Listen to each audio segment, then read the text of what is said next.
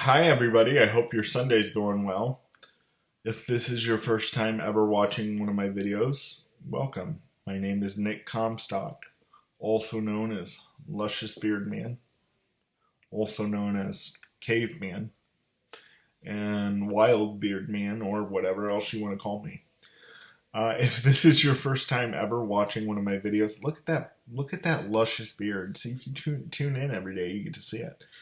If this is your first time ever watching one of my videos, please do me the awesome favor and subscribe to my YouTube channel.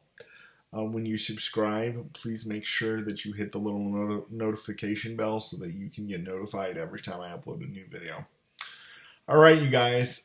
First, I want to say that this video may be a little bit longer than normal. I'll try to keep it to my normal 7 to 10 minutes, but it may be a little bit longer than normal because of the issue that I have to address. So just stick with me.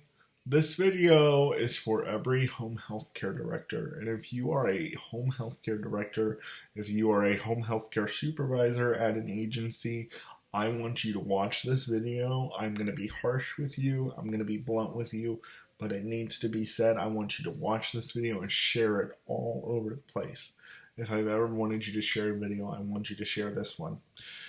Agency directors and supervisors, today I'm going to tell you why I struggle with reporting my caregivers. And today I'm going to say as to why I don't. And the title of today's video is Damned If I Do, Damned If I Don't. And I'm going to explain why. So here is why I'm damned if I do.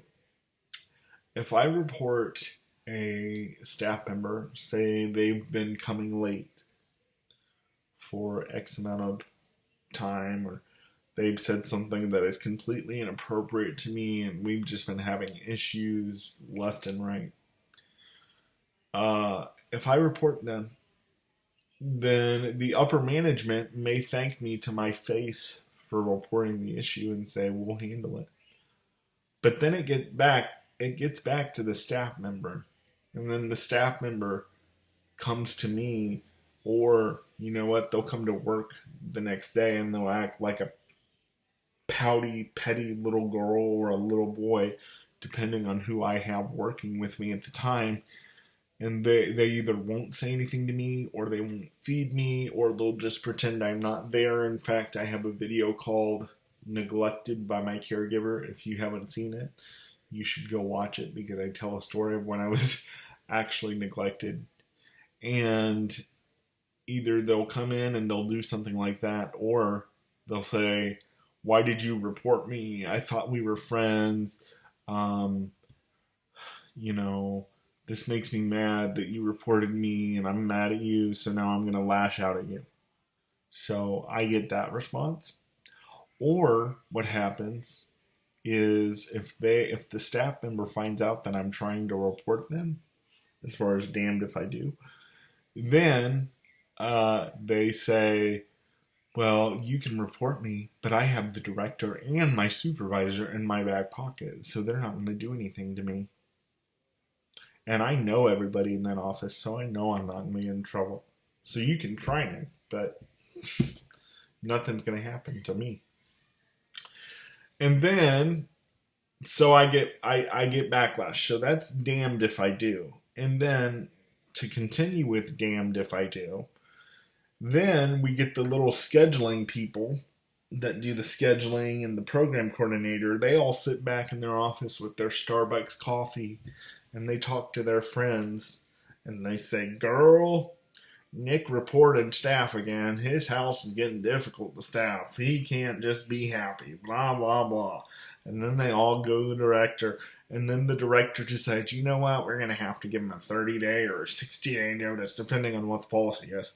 We're going to have to give him a 30-day or a 60-day notice because we just can't make him happy. So that's damned if I do. Now let's go to damned if I don't. So if I don't end up reporting staff, this is what the the director and the upper management say. If I'd reported, say, stuff had been going on for 6 months and I finally just got fed up with it. And so then I report it. So then the director or the upper management says, well, we can't do anything if you don't tell us. Well, see, everything that I just explained to you previously, directors and supervisors, is exactly why I don't tell you.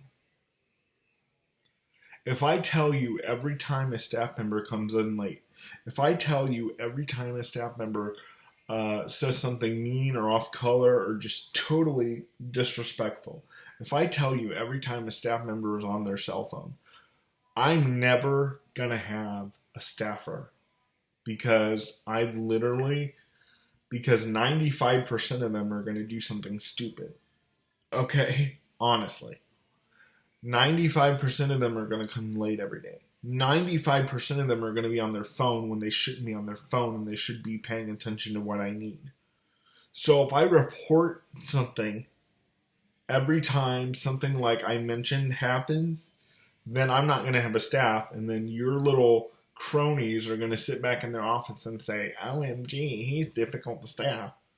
But then again, when I don't report it to you and I finally do, you turn around and say these problems are my fault because I didn't report it. But then I still end up being the enemy. Here's something else that happens. Really under damned if I do. Here's something else that happens. So I report a staff member for something horrendous. Believe me, I've had horrendous stuff happen. I report a staff member for something horrendous. And because that staff member does not like that I reported them, in retaliation, they report something that happened 6 months ago that I have no idea about because they never reported it in the first place when it happened. They never dealt with it. And so now, because I reported them because of this issue that happened maybe 2 or 3 weeks ago, they're going to go dig that up and report it to the director. So then what the director has to do is call me in a meeting with my county case manager, my program coordinator for the company, and then my director and say, Nick, your staff has said that you've been inappropriate with them. Nick, your staff said that you were saying inappropriate things about politics. Nick, your staff was saying that you were saying inappropriate racial things. Oh, really? Because up until I reported them for this one incident, we didn't have a problem. But now all of a sudden, I'm a racist, or I harass them inappropriately, or I, blah, blah, blah. Staff, stop doing that. Stop doing that. Because what you do is you put my services at risk. Because when that gets reported to the county, depending on the severity of the report, people like me could lose our services because of what you reported, because you didn't like the fact that I reported you 2 weeks ago for something. So you're going to go ahead and report something that may not even be true, or you're going to go ahead and report something that's already been dealt with 6 months ago, but you're just going to go ahead and report it because you don't like the fact that I reported you. Stop doing that. We're not in middle school anymore. We're not in junior high. We are grown-ass adults and we can handle our own business. And staff members, if you have a problem with one of your clients, don't wait 6 months to report it until they report you for something. You report it immediately so the issue can get dealt with. Staff member. Because more than likely, you're not going to get fired for what you report. But here's what happens. We get let go because we get labeled as difficult because we report you for doing something that you know is wrong. So stop doing this garbage. Stop doing it. In agencies, it's important that you go back and you look into your reporting system. I know you have clients that report staff for not folding the blanket right. You're always going to have clients that report staff for not putting their ice trays back in the freezer, okay? But when it comes to me and people like me, you really need to, when it comes to your higher functioning clients, I should say, you really need to look at your reporting system, and you really need to see where you're doing things wrong and where you can improve things. Because seriously, a lot of clients like myself are damned if we report staff, and we're damned if we don't report staff. So I'm asking you as an agency director, what on God's green earth are clients supposed to do when they have a problem with staff? You tell me, because I want to know. So I really want to get this video out to every director. If you're an agency director, please take this video to heart. Look at your reporting system. Reach out to me if you have any questions. And I know this video is a little bit longer than normal, and I do not apologize for that. This is my blog, and I come to spend 8 to 10 to 15 minutes with you all every day. And so agencies, we have to do better as far as a reporting system. Because I'm telling you right now, even as I sit here and film this, my care is not what it should be. And unfortunately, it doesn't seem like my agency gives care. I don't know. Maybe it's because of COVID. I'm not sure. But I'm not going to say who the name of my agency is, because honestly, they've been awesome to me. But they're starting to fall through the cracks. And every agency needs to look at their reporting system and see what they can do better for their clients, and create a safer